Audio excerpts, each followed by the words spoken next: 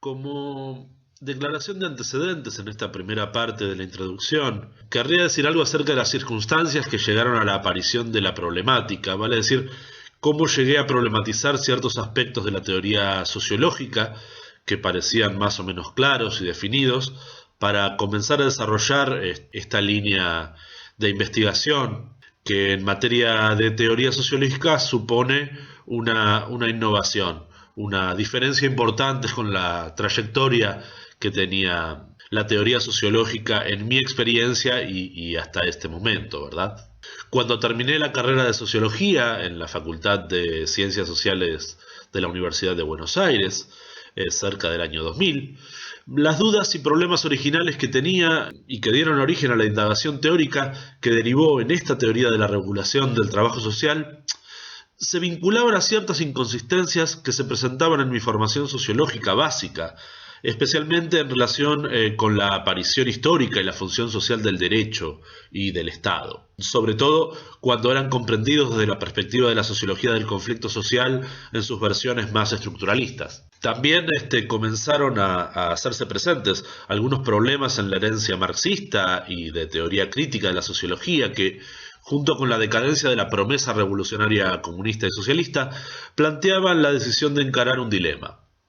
Esa promesa de un mundo mejor, también elaborada en torno a una cierta concepción de la ciencia social, podía haber fallado por efecto de un conjunto de errores políticos o por ciertos defectos en la teoría, que a su vez derivarían en errores de concepción política. Y cuando hablo de defectos de la teoría, debía referirse a algunos de sus aspectos básicos, no una cuestión periférica o meramente circunstancial. Elegí investigar en este segundo camino porque en aquel momento no estaba militando políticamente. También en materia teórica se presentaban algunos inconvenientes en la escala de observación que era utilizada en la sociología clásica predominante, por lo menos la que asistió a mi formación básica, que era heredera principalmente, pero no únicamente, de las escuelas críticas, organicistas e interaccionistas.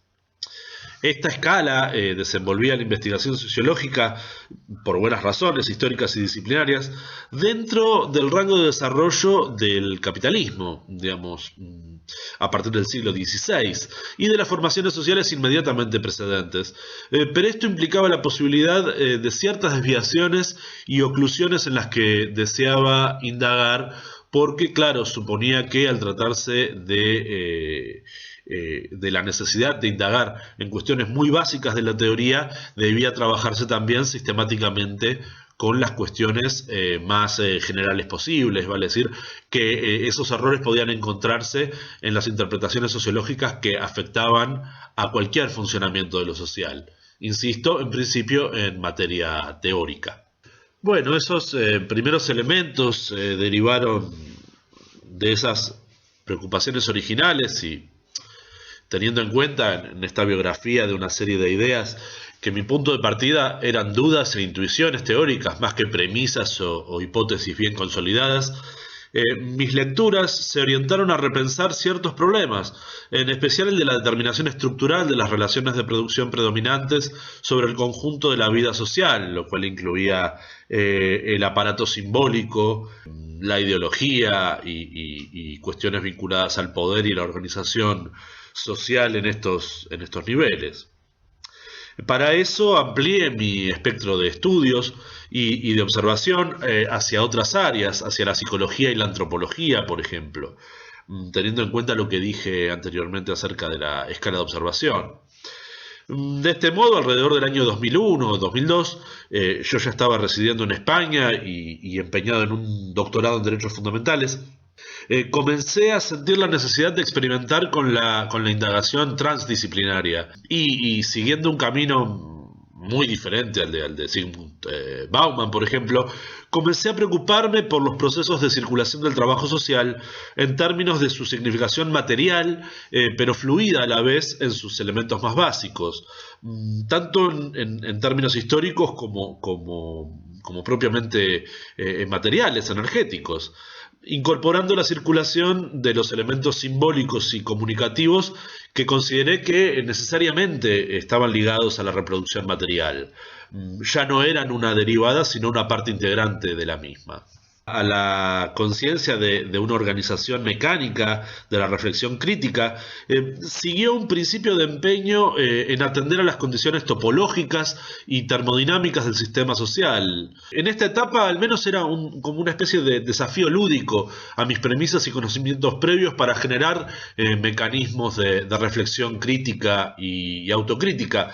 No obstante, ambos aspectos, entender la topología de las relaciones sociales y la interacción termodinámica dentro del sistema social, terminaron siendo partes muy importantes de mi sistema de ideas. De modo que, paulatinamente, la pregunta dejó de ser cómo se producían bienes o servicios en un determinado contexto social, mediante qué relaciones sociales, sino cómo circulaba la energía y de qué manera seguía circulando. En este aspecto aparecieron dos elementos sustanciales, que por supuesto estaban entonces en una etapa muy incipiente de desarrollo. Por un lado, la conciencia de que la tensión orgánica básica, la tensión de reposo-conservación que subyace en el organismo humano, entendido como ser viviente antes y durante su integración social, tenía que ser considerada esta tensión en sus efectos sociales con más profundidad o con otra perspectiva de lo que había sido desarrollado, por ejemplo, por Lev Vygotsky o por la Escuela de Frankfurt a partir del psicoanálisis o por las propias escuelas psicoanalíticas. Por otro lado, emergió como elemento lo que he llamado tensión social básica, que se establece necesariamente en las relaciones sociales en la medida en que se vinculan entidades orgánicas internamente conflictivas. La consecuencia fue que en una carta que remitía a mi colega y amiga Paula Lenguita, ya por el año 2003, un correo electrónico, utilicé, algo inconscientemente, sin una gran definición, por primera vez la expresión entropía social, para referirme a las consecuencias de esta condición integrante de las relaciones sociales, que se refleja en su tendencia interna a la desintegración. Este conflicto que se presenta entre la tensión orgánica básica y la tensión social básica. Condición que escapaba de las previsiones marxistas del conflicto social en la medida en que se trata de una tendencia independiente del tipo de relación social o del modo de producción general. Sí, como decía Marx, las relaciones sociales son necesarias independientes de la voluntad de sus integrantes. También es necesaria una permanente compensación energética independiente del gasto de energía ligada además a trabajo humano, orientada a retrasar la realización de la tendencia a la desintegración. De tal modo que las relaciones sociales agregadas deberían considerarse según dos condiciones básicas y en permanente tensión. Las relaciones sociales debían igualar la cantidad de energía circulante en un determinado ciclo precedente para mantener a los sujetos que las integran, para mantenerse a sí mismas, pero debían agregar un plus de energía para mantener a las relaciones sociales integradas, de tal modo que el trabajo social agregado en un determinado momento siempre va un poco por detrás de la cantidad de energía necesaria para el mantenimiento de las relaciones sociales. Las relaciones sociales de producción consideradas en conjunto. Esto es lo que mantiene encendido el motor social del trabajo. La imposibilidad de detenerse y la necesidad de incorporar siempre un poquitito más de energía en el funcionamiento de lo social. La consecuencia de seguir esta línea de ideas, una vez visualizado, si quieren incluso construido el problema teórico, tuve que tomar una decisión importante, es decir, que si iba a tomar este camino novedoso y un poco extraño, debía hacerlo bien, es decir, aplicando el criterio científico a la conjetura. Eso implica ser rigurosos y sistemáticos en la aplicación de la idea de la circulación de la energía en la sociedad humana, es decir, siguiendo atentamente la aplicación del primer principio de la termodinámica y también en la observación de la regulación y el control de la entropía social resultante, es decir, siguiendo el segundo principio de la termodinámica. Esto implica una fuerte crítica a la concepción sociológica clásica que tiende a naturalizar la regulación de la entropía social o no la ve en lo absoluto. Y es el origen de la decisión subsidiaria de desarrollar más adelante mi esquema de dinámica del sistema histórico, que obviamente no es el título original de mi trabajo. Lógicamente, esto implicó a su vez una serie de problemas epistemológicos integrales, en especial en relación con el uso sociológico del concepto de sistema. ¿Sí? Pues si hay algo que no es una novedad es el uso del concepto de sistema en sociología, y como iba a usarlo de una forma particular, tenía que considerar muy bien la cuestión. Por ejemplo, siempre me preguntaban si, como trabajaba con las nociones de derecho y de sistema, seguía la línea de Niklas Luhmann o de Talcott Parsons o de Jürgen Habermas. Pero el hecho es que mi camino es bien diferente al de estos autores. En especial a Niklas Luhmann, que es el más sofisticado en la materia, el que más usa la noción de sistema en este sentido, en mi opinión al menos. Luhmann trabaja con las cualidades conceptuales de la idea de sistema, mientras que mi trabajo se orientó a visualizar sistemáticamente la circulación material, real de la energía, siempre considerando que una parte sustancial de esa energía estaba vinculada a cargas simbólicas que habilitaban la comunicación. Por eso los trabajos interaccionistas de Parsons o comunicativos de Habermas continúan siendo muy importantes en mi trabajo. Pero en todo caso, este pasaje del mero uso de la información a la comunicación es la marca distintiva, resultó ser la marca distintiva del sistema social humano, ¿sí? Lo que lo diferencia de cualquier otro sistema, les diría, en el universo. Por eso comencé a desarrollar la idea de sistema histórico o directamente cultural. Elegí hablar de sistema histórico porque estaba más vinculado a mi tradición formativa. Porque la cuestión es que las cualidades emergentes de hacer circular energía ligada al conocimiento socialmente disponible y que está subjetivamente instalado en una relación histórica y dialéctica, y a la coordinación de acciones sociales, supone en realidad un nivel sui generis en la relación de este sistema con el entorno, incluyendo la capacidad de reordenar a este entorno en beneficio de la organización interna del sistema social, y también proyecciones hacia la construcción subjetiva.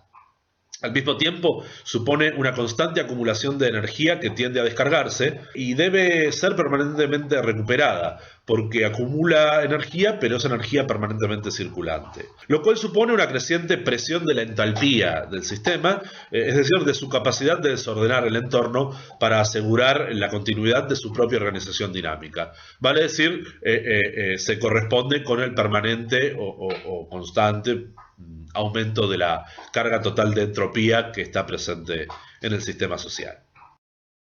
Una cuestión importante que hay que aclarar es por qué hablo de esta cuestión de que la energía social no permanece en el sistema. ¿Por qué digo que se descarga la energía social? Lo que ocurre es que la energía ligada, y no puede ser de otra manera porque si no, no podría buscarse y utilizarse el conocimiento social que está en las personas, la energía ligada es siempre y necesariamente energía dinámica, de tal manera que tiende permanentemente a escapar del sistema y de hecho lo hace masivamente en nuestro propio funcionamiento orgánico. Es necesariamente dinámica porque si la información necesaria para la reproducción del sistema se convierte en energía potencial, vinculada por ejemplo a datos informacionales guardados en una memoria rígida, como puede ser un códice, una normativa, un protocolo o un manual de instrucciones, e incluso determinados circuitos neuronales de acumulación de información, si ocurre esto, es necesario un nuevo trabajo de energía circulante para extraerla, reordenarla en un nuevo contexto y hacerla socialmente útil. Por eso la energía socialmente utilizada siempre va a estar en movimiento y tendiendo a descargarse. Este proceso es el que caracteriza al trabajo humano propiamente dicho en esta concepción de la vida social, algo que no estaba definido, por ejemplo, cuando se hablaba de trabajo humano en la teoría marxista tradicional y en sus derivaciones más importantes. No se trata del gasto de músculo humano, ni siquiera estrictamente el conocimiento socialmente producido, sino la capacidad de sumar a un trabajo un conocimiento, una intención y un objetivo socialmente determinado y subjetivamente conducido, es decir, una manera particular y contextualizada, histórica, de recuperar datos y procedimientos a partir de otro trabajo que es el reconocimiento del entorno. Se reconoce el entorno y se aplica trabajo, ese reconocimiento es trabajo, para hacer el trabajo necesario. De modo que el trabajo humano no puede permanecer en el sistema sino como energía circulante, que no solo tiende a descargarse, sino que, precisamente porque no se le permite hacerlo, para que siga funcionando, mantiene al sistema en un permanente y variable grado de excitación interna, que es en sí mismo una fuente adicional de entropía, desintegración social y subjetiva. Es la causa última del estrés estructural de todo sistema social humano, que es mayor cuanto mayor es el universo de aplicaciones, cantidad de relaciones sociales, grado de división del trabajo y adaptabilidad plástica de cada ser humano en términos de especialización. En este lugar la cooperación humana tiene un lugar fundamental en el esquema. En primer lugar, la cooperación es la única vía social de reedición de este mecanismo, dado que el aprendizaje instalado en la forzosa socialización de la subjetividad socialmente construida es comunicativo y no está vinculado a la estructura o esquema corpóreo individual original. Es netamente una imposición social, como se descubrió desde la idea de hecho social de Durkheim. En segundo lugar, como toda sociedad humana es ya comunicativamente compleja, solo la cooperación asegura la posibilidad de mantener funcional la división del trabajo. Recordemos que toda producción material humana es siempre y al mismo tiempo autoproducción somática y comunicativa. Pone en juego todas nuestras capacidades, pero también todas nuestras tensiones, orgánicas y psíquicas. Es necesario hacer alguna aclaración acerca de cómo se encaró el trabajo desde el punto de vista de la investigación. Desde el primer momento fue necesario enfrentar una serie de problemas epistemológicos, porque había que instalar la conjetura y ponerla a prueba en dos frentes simultáneos. Por un lado, debía poder desarrollarse un esquema que pudiera interactuar con la realidad externa, es decir, con el objeto de estudio que es la sociedad humana, pero al mismo tiempo era necesario revisar el discurso teórico de la sociología clásica. No solo porque esta teoría clásica es mi antagonista en la descripción de los fenómenos sociales, sino porque es todavía la parte principal de mi capacidad de reconocer siquiera que existe eso que llamamos sociedad humana. Tal vez algún día descubramos que este elemento es parte de un fenómeno mayor, de algo más grande. De hecho, desde el punto de vista puramente termodinámico, lo es. La sociedad humana es solo una pequeña pausa de la energía solar que pasa por el planeta Tierra antes de escapar al espacio sideral. Bueno, en todo caso, esto es algo que ocurre con mucha frecuencia en la ciencia, que una determinada teoría termina siendo parte de un complejo de comprensión de la realidad más amplia.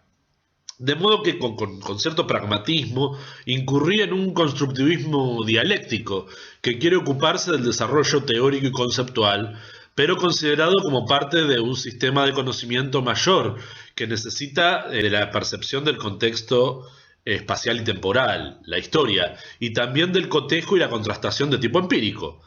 Hay que considerar también que la mayor parte de los conceptos que podía utilizar para pensar seguían vinculados a la teoría sociológica clásica o a alguna disciplina asociada. Las ideas o conceptos que pude haber importado de otras disciplinas, como desde la física, están siempre, que pude controlarlo, al servicio del desarrollo de la teoría sociológica. El segundo paso, ya en el terreno metodológico, fue la revisión de la teoría sociológica clásica, y en este sentido tengo que advertir que, como todo investigador, he sido un investigador históricamente situado, con todos los condicionamientos y limitaciones que eso supone. Mi crítica, como toda crítica en el campo de la ciencia, es la crítica de mi propio acopio de conocimiento y de ninguna manera puede pretender ser una regeneración total de la teoría. De hecho, la mayor parte de los conceptos y esquemas de percepción de la realidad social siguen siendo versiones más o menos modificadas de la sociología del siglo XX que circulaba en mis ámbitos de formación, lo cual está muy lejos de querer implicar, sino a una pequeña parte del conocimiento o las tendencias en sociología en general. En este sentido hay que recuperar la idea de comunidad científica e innovación que tenía, por ejemplo, Kuhn. ¿Cuál será entonces el objeto de este desarrollo teórico y conceptual? Una vez que pude evaluar que el problema observado en la teoría clásica tenía consistencia, esta es una materia de convencimiento personal, no está instalado en ninguna comunidad científica, hay que tenerlo en cuenta.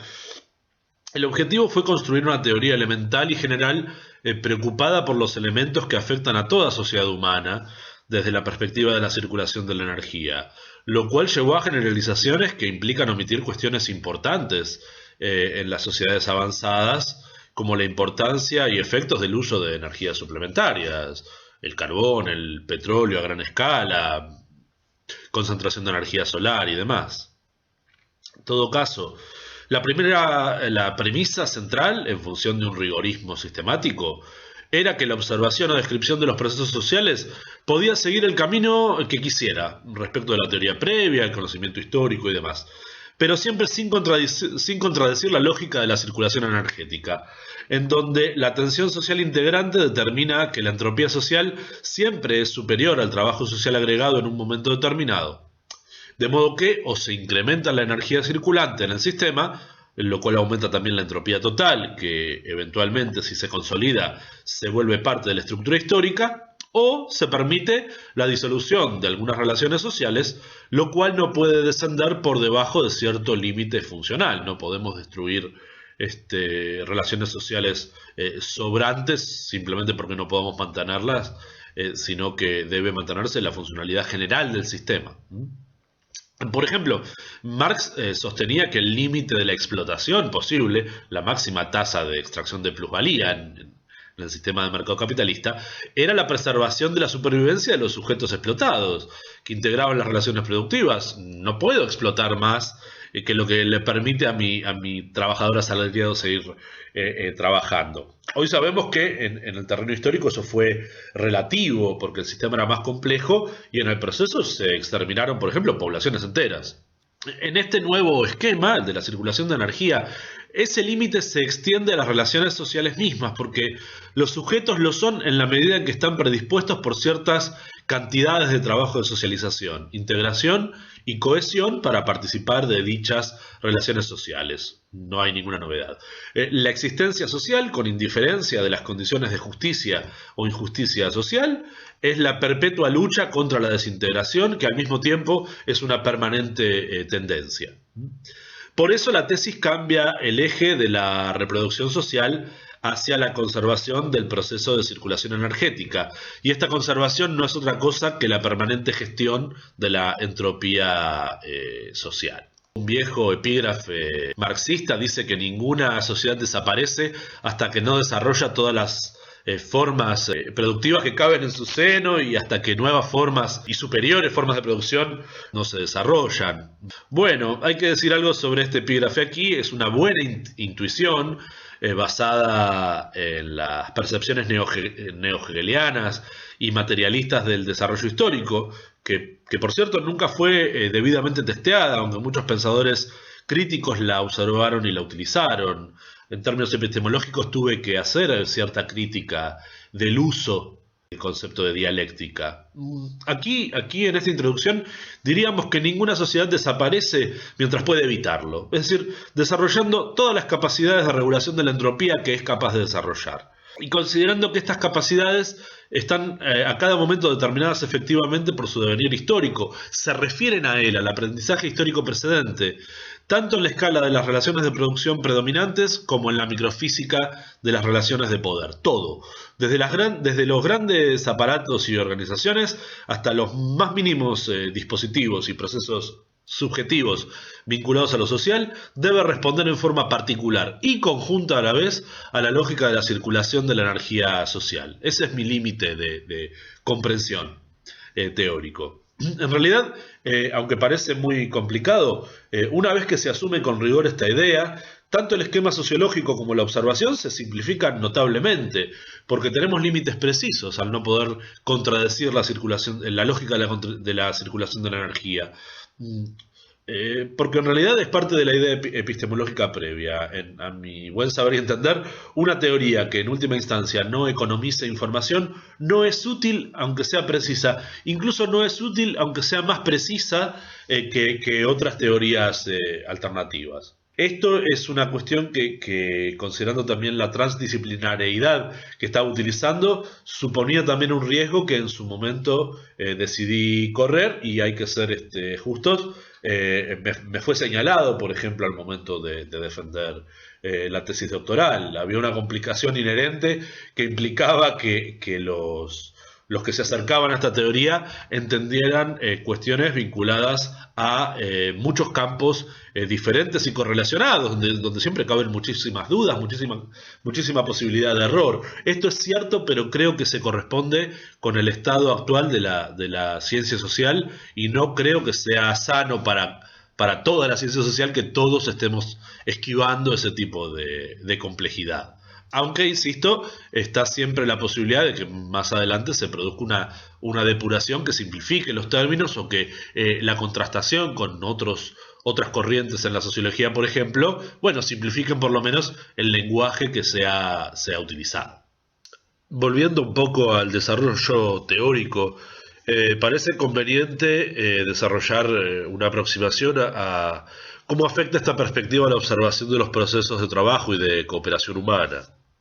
Hay que decir que la cooperación humana, especialmente los aspectos de división del trabajo y de cooperación especializada, constituye uno de los aspectos más interesantes y relevantes para esta aproximación teórica. La aparición de un trabajo social con cualidades específicas no es exclusiva de la especie humana, pero solo en el ser humano se consigue, por una parte, por una vía diferente a la del instinto o la pulsión, sino que está orientada por cualidades específicas del proceso histórico, de tal manera que la especialización en el ser humano toma un aspecto completamente diferente. Es más rápida para la adaptación, y no depende de la evolución genética, que es de carácter aleatorio, informacional, sino de la evolución comunicativa, que tiene aspectos racionales y deliberativos.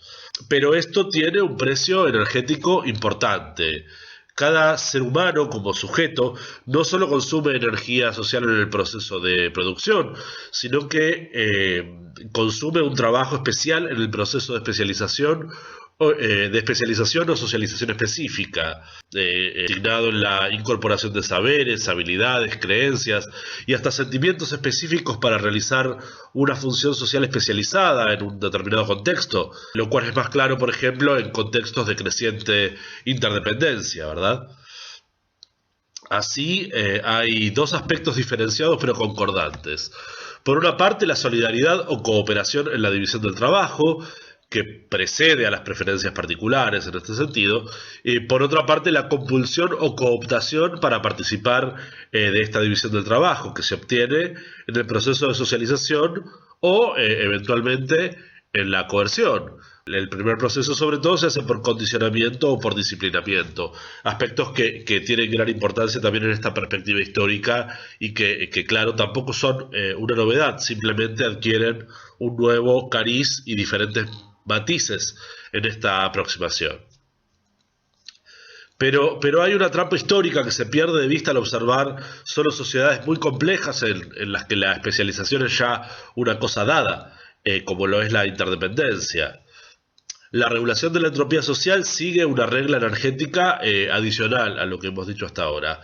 La energía dinámica no solo tiende a descargarse del sistema, o no lo dijimos antes, a desintegrar las relaciones integrantes del sistema por el que circula, como se orienta a la descarga, busca también la vía más económica para descargarse, la menos resistente.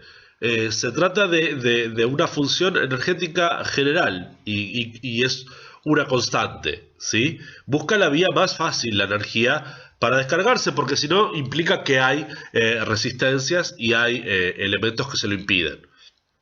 En este sentido, la creciente complejidad social observada por la teoría sociológica clásica expresa complejos sistemas de gestión de la entropía y problemas que son nuevos. Son problemas que las corrientes principales en la sociología, incluso actualmente, dejan sin siquiera observar, pero que, en mi opinión, son cocausales de gran importancia en los procesos sociales.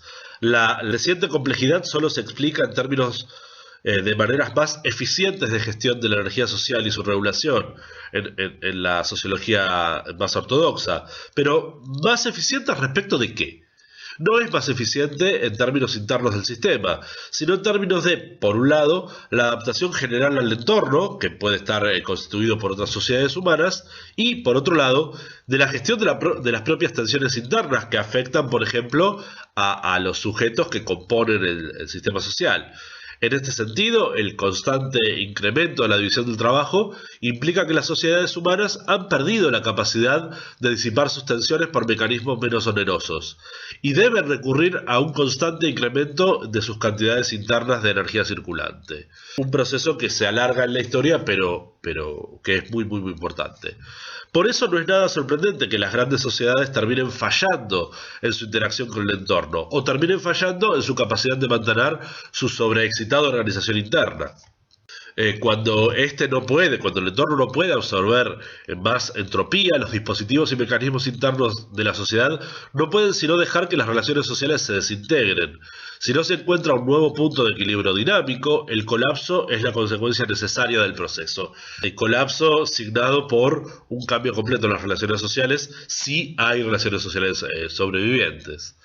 Repetiría que Marx dice que ninguna sociedad desaparece hasta que no agota todas las formas productivas, formas de solidaridad y división del trabajo que caben en su seno, pero no explica la razón. La razón es que ninguna sociedad desaparece mientras consigue no desaparecer, es decir, mientras no agota todas las formas de regulación de la entropía social que le permitan seguir reproduciendo las relaciones sociales que la componen. En niveles cambiantes y dinámicos, y subsidiariamente a los sujetos que forman parte de esas relaciones sociales.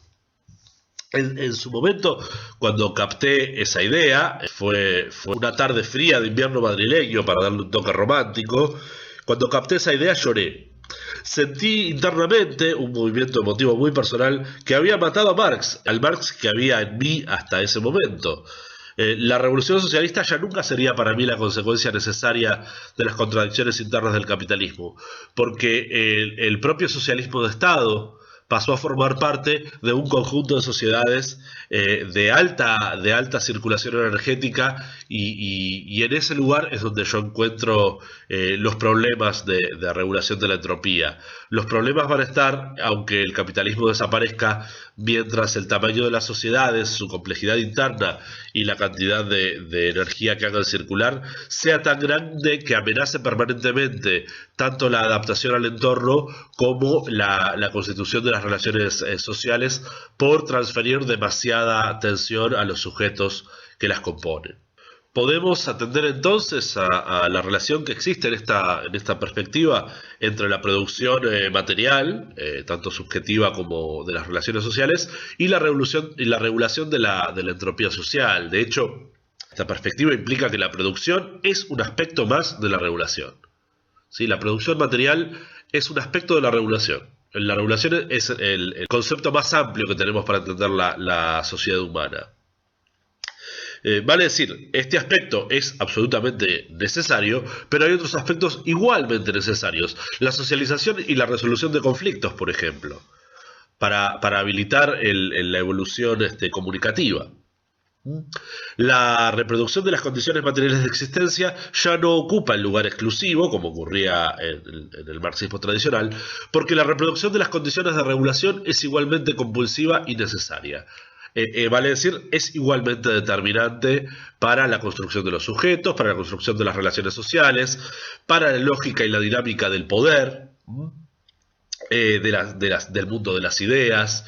Todo va a estar ligado también a la regulación. Cuando una sociedad produce algo, alimentos por ejemplo, lo hace para evitar que los sujetos que la componen mueran de hambre y la entropía social se realice de tal forma que se interrumpa la continuidad del sistema. Pero ocurre lo mismo cuando produce elementos simbólicos. Suponen un gasto extra de energía, pero contribuyen a la continuación de ciertos aspectos de funcionamiento sistémico. Por ejemplo, se producen gustos por ciertas formas de diversión, en muchas ocasiones excrementales o indefinidamente ridículas, porque sin ellas el estrés social transferido a los sujetos en esas relaciones de producción sería intolerable. Esta es una diferencia con la teoría sociológica clásica, pero marca pautas de continuidad a la vez con ella. Creo que en la teoría clásica existe un problema ideológico de base, llamémosle desviación positivista y progresista. Por su contexto de aparición, la conciencia hegemónica que existía en los últimos 3 siglos de que la sociedad crece, mejora o se supera en algún sentido, incluso la perspectiva pesimista de Weber, por ejemplo, con el aumento de la racionalidad, se basa en la suposición de que hay allí procesos irreversibles. Ciertamente, visto en una continuidad de la prehistoria a esta parte, esto parece cierto. El problema es que se ha estrechado ideológicamente la escala de observación, y esto no permitía hacer la pregunta central: ¿cuál es el beneficio evolutivo o adaptativo de una sociedad más compleja? Ciertamente la sociedad humana ha ganado control sobre la naturaleza, por un lado, especialmente sobre la propia naturaleza humana, y por otro lado, una sociedad más amplia tiende a ganar control sobre otras formaciones sociales. Pero no hay en realidad beneficio evolutivo alguno. Ante determinadas fallas en la regulación, se desarrollaron nuevas respuestas para la circulación de energía, en algunos casos de forma consciente y otras no. Y eventualmente el incremento continuo de la complejidad interna se transformó en el mecanismo central de regulación que permitía la continuidad sistémica. Esto es una cuestión central, absolutamente capital, pero es demasiado larga para explicarla con más detalle ahora. Digamos, el triunfo de las sociedades que deben aumentar permanentemente la cantidad total de energía que circula internamente para continuar funcionando. De todos modos, el aumento de la complejidad solo implica nuevos fallos eventuales en la regulación y una creciente debilidad interna y externa de las capacidades de reproducción. Esto se verifica, por ejemplo, en el acortamiento de los tiempos de estabilidad social a gran escala. Es extremadamente significativo si se revisa la evolución de las sociedades humanas en el largo rango, digamos, desde la aparición de la especie, desde la aparición de los sistemas históricos. Se puede apreciar, por ejemplo, desde la aparición de los grandes estados, que estos tiempos de estabilidad entre que aparece una formación social compleja y es reemplazada por otra o desaparece absolutamente, se vuelven cada vez más cortos, precisamente porque la inestabilidad introducida por las mayores cantidades de energía circulante producen ese resultado. Es cierto que las sociedades complejas son más adaptables, poseen más resiliencia interna, son mucho más poderosas que las sociedades más simples, porque mueven y orientan internamente mayores cantidades de energía y de capacidades sociales y cognitivas, y reconducen la energía más velozmente. Pero son también mucho más inestables, sus relaciones sociales son más volátiles y menos resistentes, más conflictivas internamente y sobre todo más caras en su funcionamiento. Exigen más de los sujetos que las componen, en su formación y en su actividad constante. Este es un tema muy interesante, pues la sociedad disipa parte de su entropía en los propios seres humanos que la componen.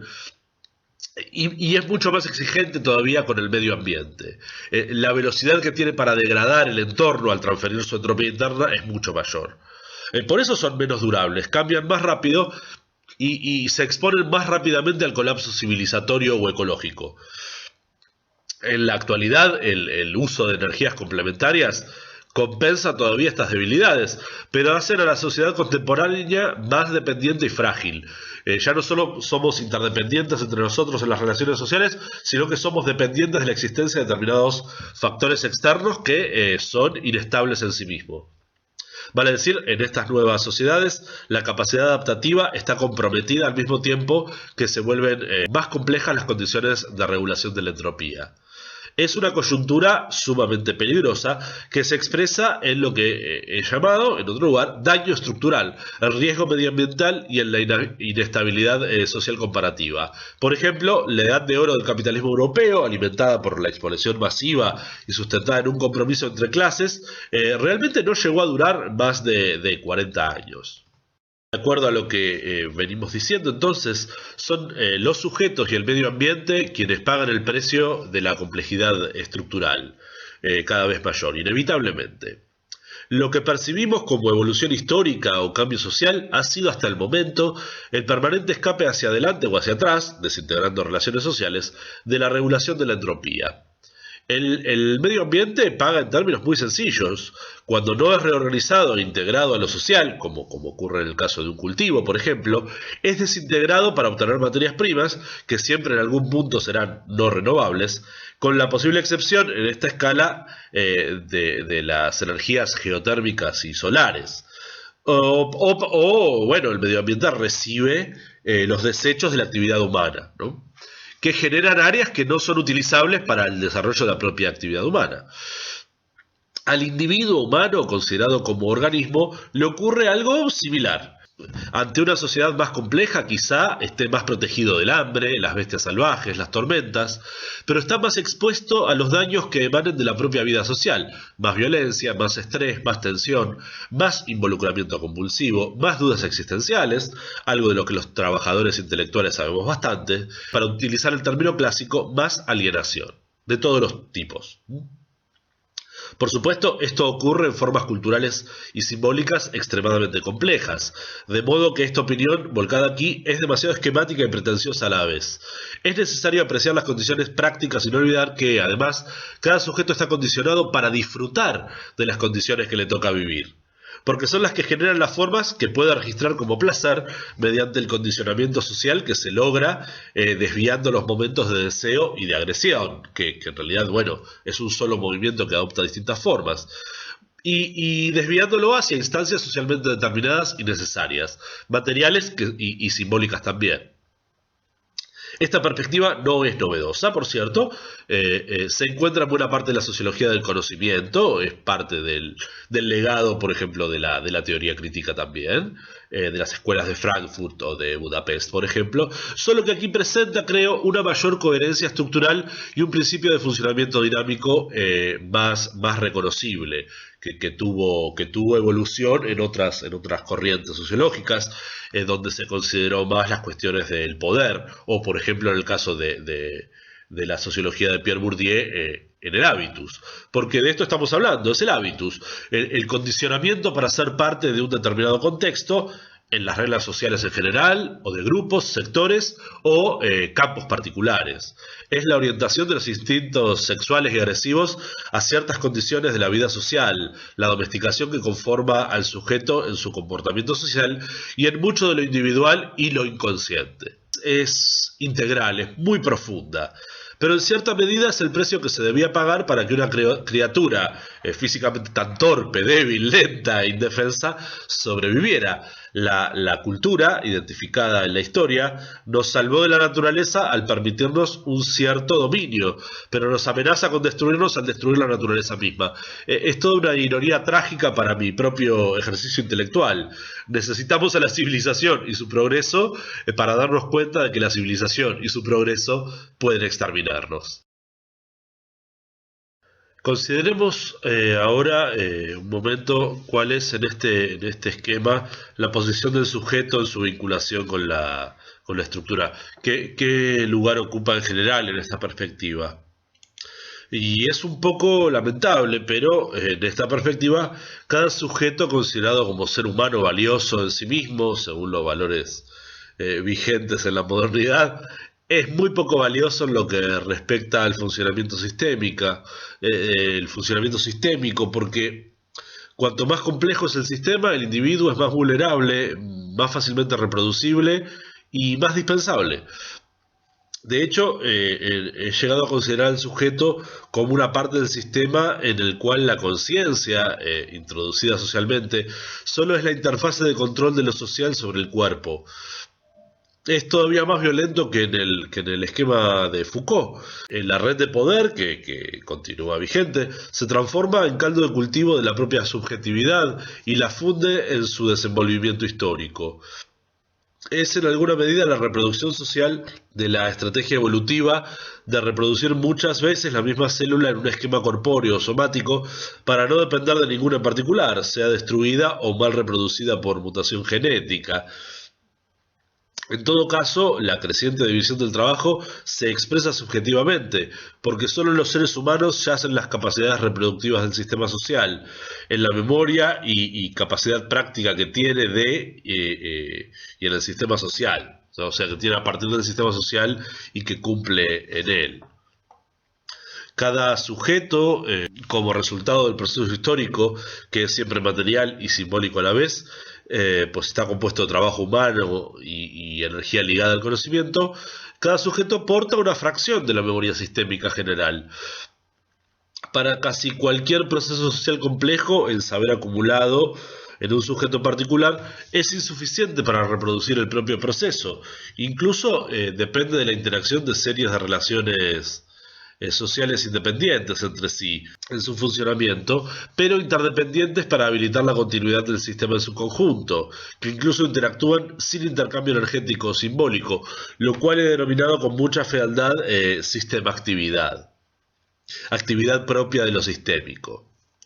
La mente humana, ese complejo bioquímico y somático que termina expresando capacidades simbólicas y comunicativas de origen y función netamente sociales, verifica que, ya que no existe una conciencia colectiva, la memoria general del sistema está subjetivada, pero también fragmentada. No está toda junta en ningún lugar. El sujeto se transforma, ante la creciente complejidad, en una parte más maleable y más descartable. En esta perspectiva, se dificulta comprender al sujeto y a la estructura como conceptos separados. No es algo con lo que yo esté de acuerdo. El sujeto es la estructura y la estructura es el sujeto.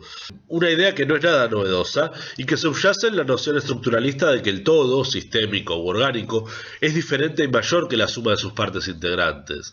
Pero si lo es, todavía debe respetar las reglas de la circulación de la energía. Recordemos el principio de rigor sistemático que tenía la teoría en este sentido.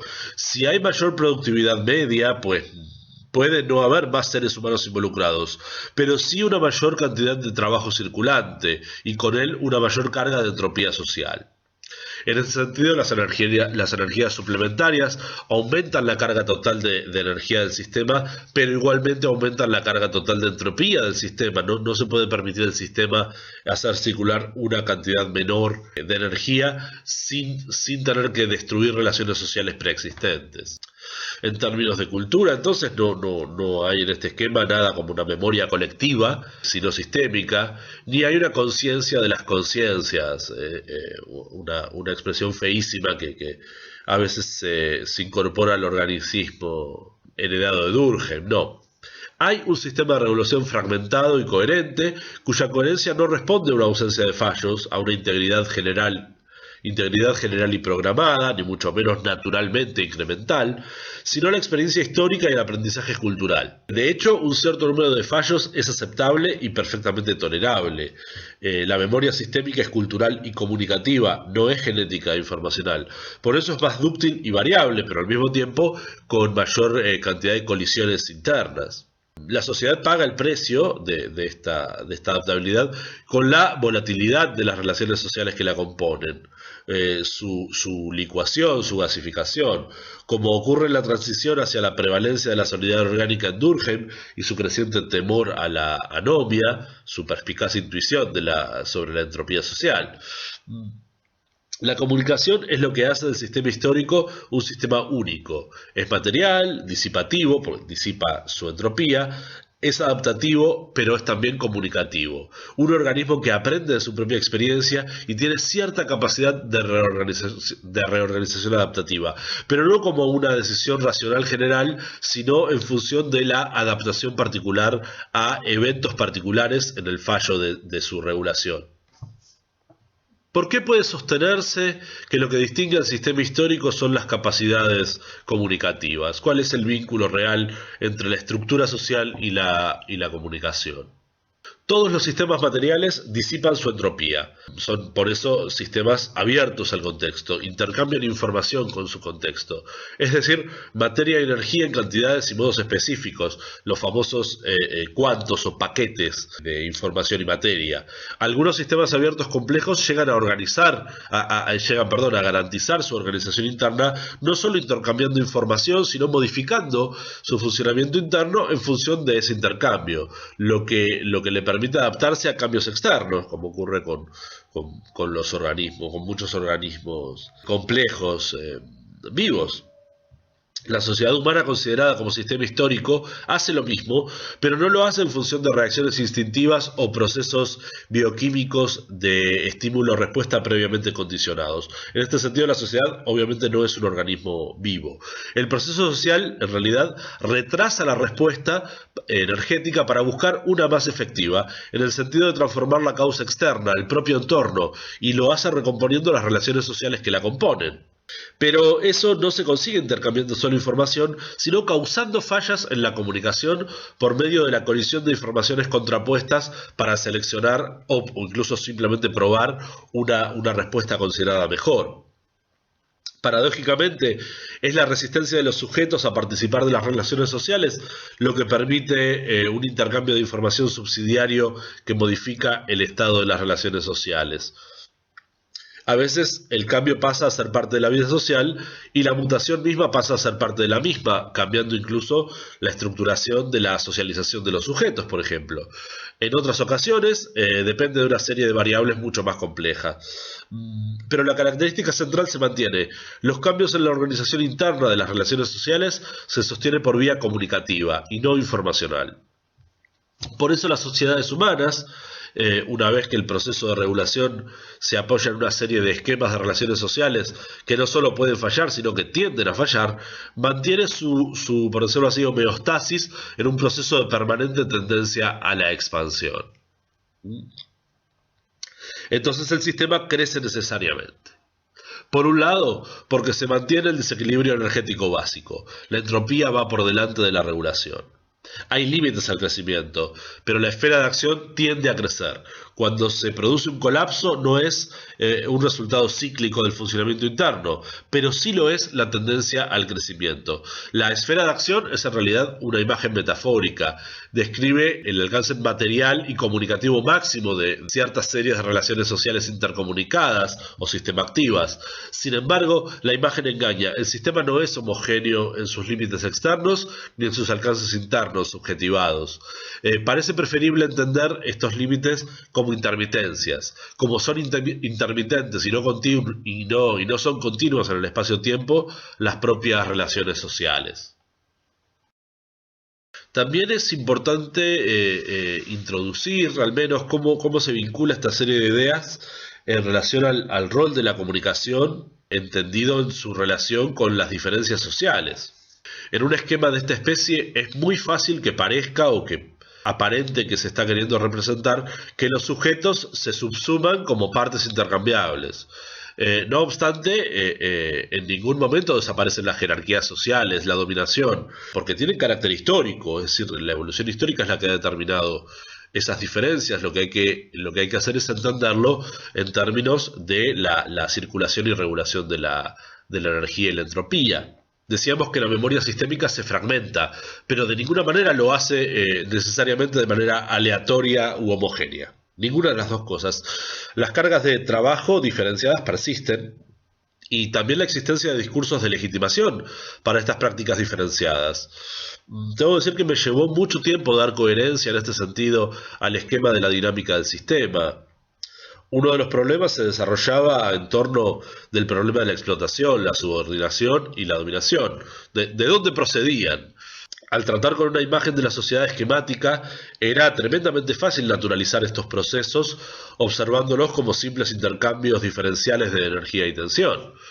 No obstante, con el tiempo se volvió más claro el panorama y la respuesta giraba en torno a la dinámica histórica de la división del trabajo, pero de una manera diferente a como lo interpretó en su momento Karl Marx. Una división del trabajo cada vez más extensa, apoyada en un aumento de la productividad. Se exigió la aparición de operadores especializados, más o menos siguiendo la famosa división entre el trabajo manual y el intelectual. Pero inmediatamente el trabajo intelectual, cuando realmente toma cuerpo en un cuerpo humano específico, se convierte en una diferencia material. El proceso es complejo y paulatino, pero una vez iniciado no se detiene con facilidad. El trabajo intelectual tiene la ventaja de organizar el mundo material, la coordinación y dirección de largas series de relaciones sociales productivas, por ejemplo, pero también define su naturaleza y sus límites. Es una doble ideología coordinada, la ideología que habilita una forma de producción socializada y la ideología que la legitima. La asimetría social se traduce en asimetrías de placer y descanso frente al displacer y el agotamiento.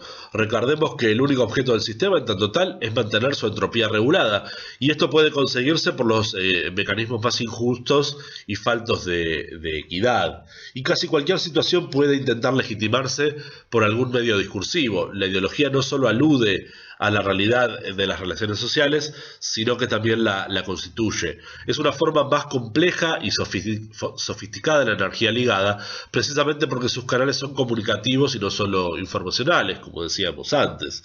La comunicación genera siempre inconsistencias y contradicciones, pero es precisamente en estas grietas y colisiones en donde la sociedad encuentra nuevas formas de regular su entropía. Se puede quizás agregar a esto que he llegado a distinguir en términos de la formación de la coordinación simbólica en la sociedad y de la dominación, no solamente las formas tradicionales de violencia simbólica y de aparato ideológico, sino que también hay que atender a la existencia de momentos o aparatos que no son lo mismo ideogénicos, es decir, los lugares en donde la necesidad de regulación toman la forma de un complejo simbólico particular.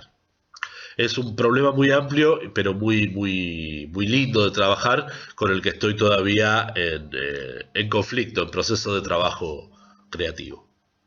Bueno, por último, para finalizar esta introducción, quería ocuparme un poco de las proyecciones, es decir, no tanto todavía las proyecciones para la aplicación práctica de la teoría en el terreno político-social, algo que por supuesto es un horizonte en mi trabajo permanentemente, sino ver qué ocurre con su desarrollo interno en relación con campos todavía no analizados. Empecé diciendo, por ejemplo, había dicho antes que me preocupé de elementos que sirvieran para analizar toda sociedad humana posible, y eso trae la limitante de que, sistemas particulares como el nuestro, digamos el capitalismo tardío u otras formas sociales, requieran de una observación particular para poder desarrollar la teoría en su fase práctica. En todo caso, todavía interesa saber qué ocurre con elementos complejos específicos, qué ocurre con el Estado, la religión, el arte.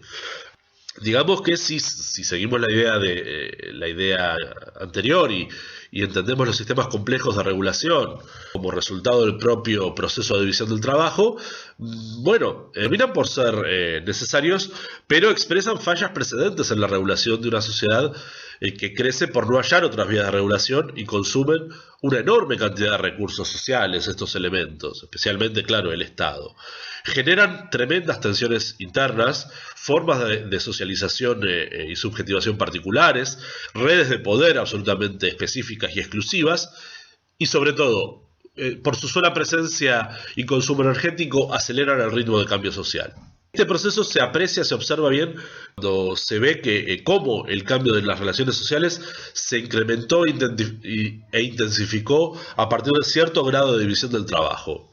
Precisamente en el grado en que las instituciones de regulación se presentan inmediatamente como tales, ¿sí?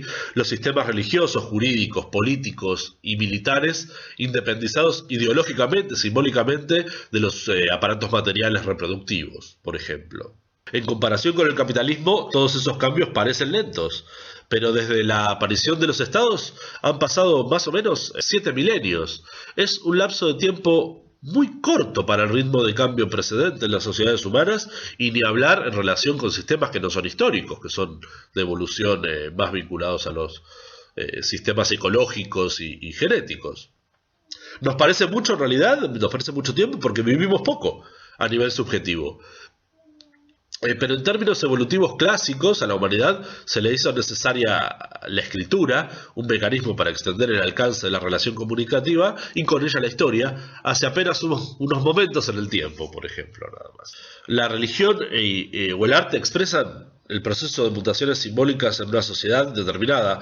Hay muchos aspectos en los que no he podido todavía profundizar y son los próximos pasos para el desarrollo teórico. Estoy trabajando por lo menos con tres elementos muy importantes con los que estoy trabajando para desarrollar. Hay que, en primer lugar, comprender mejor el vínculo entre lo social y la estructura psicofísica.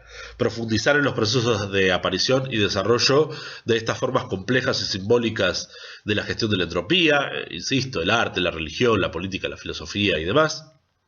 Y lo que interesa más para los problemas del presente, el modo en que se regula la entropía en el capitalismo tardío, actualmente capitalismo globalizado, comprendido tanto en términos funcionales, cómo funciona ahora, como genéticos y evolutivos, la famosa transición entre los viejos modos de producción, cómo hemos llegado históricamente a este modo de regular la entropía.